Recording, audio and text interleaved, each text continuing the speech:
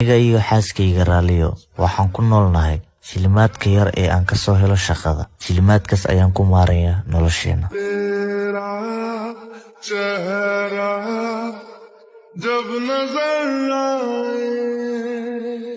subax anigoo kasii tallaabaya iridka guriga ayay igu tiri, xabiib waxaan u baahanahay shilin madax ku haagsado. fadlan marka shaqada kasoo laabanaysid hore iigu keen. waxaan eegay fiirmo murug xambaarsan. waxaan ku yidhi, abbay nasiib xumo shalayto saacaddiida waxaa ka go'ay xiriga.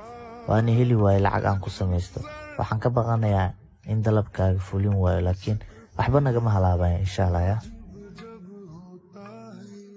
galabkii markii aan ka soo laabtay shaqada ayaan saacaddeedii ku iibiyey lacag yar, waxaana ku soo gaday shanliyo ay iga dalbatay xaaskayga. anigoo gacanta ku sida ayaana soo galay guriga. ishayda ayaa durbaba qabatay xaaskayga oo u diyaar ah in ay timaha iska gaabiso. midba kan kale ayuu il naxariis leh ku eegay. waan ooyey. maalintaasina nolosha adag oo aan ku jirno igama ooyin, balse wanaagga ay ii hayso iyo sida ay uga fogaatay in ay ii kalifto ayaa iga ooyisay.